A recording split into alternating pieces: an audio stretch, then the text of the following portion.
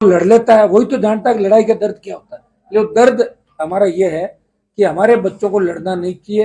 यही संदेश मैं बच्चों को दूंगा। मैं कोशिश करूंगा इन बच्चों को साथ बिठा के वापस इनको एक साथ लाए समझ। और कांग्रेस बीजेपी दोनों ही सी टीम है, करप्ट भ्रष्ट दोनों पार्टियां। चुनाव का ज्ञापन मुझे मिला, जो संघर्ष समिति प्रयास करे मैं धन्यवाद दूंगा। निश्चित रूप से मेड़ता जिला बनना चाहिए, मेरा भी इसके अंदर विशेष रूप से सहयोग रहेगा। मैं आज ही मैं पत्र भी लिखूंगा। हमारे एमएलए साहब विधानसभा में इस मामले को उठाएगी, मेड़ता जिला बनना चाहिए। जो 30 तारीख को विधानसभा होगी। देखिए, राष्ट्रीय लोकतांत्रिक पार्टी 2023 में तमाम 200 सीटों पर चुनाव लड़ने का हमारा प्लान है। और उसमें अगर कई जगह कुछ पॉलिटिकल पार्टियां जो वहां पे जिन क्षेत्रों में जिनका विशेष प्रभाव है और जो कांग्रेस और बीजेपी के खिलाफ है और जो कांग्रेस बीजेपी के खिलाफ खड़ी रही, उन पार्टियों से गठबंधन भी हो सकता है। तो कुछ सीटों पे हमारा आपस में गठबंधन के रास्ते भी खुले रहेंगे। कांग्रेस भाजपा को छोड़ के उन तमाम दलों से जो कांग्रेस बीजेपी में जीतने के बाद वापस नहीं चले गए, उन दलों से गठबंधन के रास्ते खुले हमारे। बीजेपी कहती है कांग्रेस की बी टीम है, कांग्रेस वाले कहते हैं बीजेपी की बी टीम है।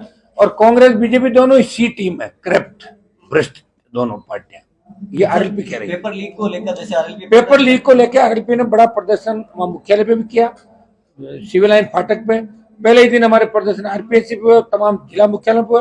और जब विधानसभा शुरू हुई तो तीनों विधायकों को पहले दिन पेपर लीक का मुद्दा इन्होंने उठाया। सत्ता के इशारे में विधानसभा अध्यक्ष ने एक दिन के लिए हमारे विधायकों को किस तरह मार्शलों ने बाहर निकाला, आपने देखा होगा। और भारतीय जनता पार्टी चुप्पी साधे बैठी थी, वहां देख रही थी, हंस रहे थे, खिनखिना रहे थे कि देखो देखो आरएलपी वालों को बाहर निकाल रहे। ये कांग्रेस बीजेपी का गठबंधन राजस्थान के अंदर, इसको राष्ट्रीय लोकतांत्रिक पार्टी तोड़ेगी। पेपर लीक को लेकर हम बड़ा प्रदर्शन और करेंगे। आवश्यकता पड़ी तो राजस्थान उच्च न्यायालय और सर्वोच्च न्यायालय का रास्ता भी, हम उस रास्ते पे भी जा सकती है आरएलपी पार्टी सीबीआई जांच की मांग को लेकर। युवाओं को क्या संदेश दें? देखिए, मैं हमेशा एक ही बात कहता हूँ, बच्चों को आपस में संयम रखना चाहिए। किसान के बेटे हैं, गुस्सा आ भी जाए, हमें इस बात का ध्यान रखना चाहिए कि हम किसान के बच्चे एक जगह से आते हैं। कम से कम चुने हुए लोगों को लड़ना नहीं चाहिए। अब मैं ये बात बार बार कहता हूँ तो लोग मुझे कहते हैं आप भी तो लड़ते थे। अरे हम लड़ते थे, हम कई अच्छे हैं भी तो हमारे अंदर, उसको देखो। आप खाली यही मत करो कि आपने भी उस समय लड़ाई लड़ी। हमने छात्र तो लड़ाई लड़ी होगी, कोई कारण हो गया होगा, लेकिन फिर भी मैं बच्चों को उपदेश दूंगा कि जो लड़ लेता है वही तो जानता है कि लड़ाई का दर्द क्या होता है।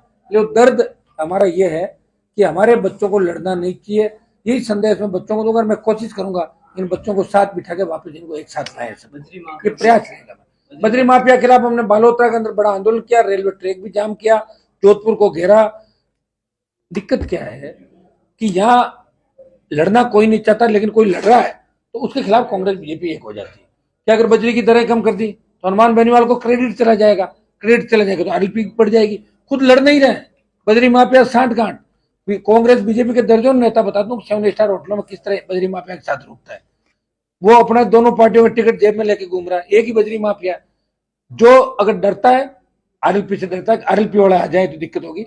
रिया के अंदर हम 4 तारीख को जिस तरह किसानों को तंग परेशान किया, हमारे बच्चों को झूठे मुकदमे लगाए, 4 तारीख को रिया उप मुख्यालय को हम घेरेंगे। हजारों की तादाद में जिले का और स्टेट का नौजवान वहां बजरी माफिया को सबक सिखाएगा। जोधपुर में 4 तारीख रिया, तो राजस्थान की बजरी का यह मामला खाली रिया और बालोतरा नहीं लड़ रहे। बालोतरा में दरें कम हो, रिया में दरें कम हो, छोटे पट्टे किसानों को दिए जाए, एक जो लीज एकाधिकार है वो खत्म हो और सांठ गांठ का खुलासा हो, बजरी किसान को सस्ती दर पे मिले, ये हम चाहते हैं। और विधानसभा के अंदर इस मामले को आरएलपी पुरजोर तरीके से चलाएगी। राजस्थान सरकार और बजरी माफिया गठबंधन को हम तोड़ देंगे जो हुआ। हमारा कह तो दिया, पहले राजधानी में कब्जा, और तैयारी पूरी है। तैयारी तो पूरी है हमारी, तैयारी में कोई कमी है क्या बताओ। हर गांव में चाहे किसी भी जाति का नौजवान है, वो 10 नौजवान हर गांव डाणी में ये कहता है कि आरएलपी मजबूत है। हनुमान बेनीवाल किसान जवान की बात करता है, देश के अंदर मजबूत नेता है। तो मजबूत जो नेता कह रहे हैं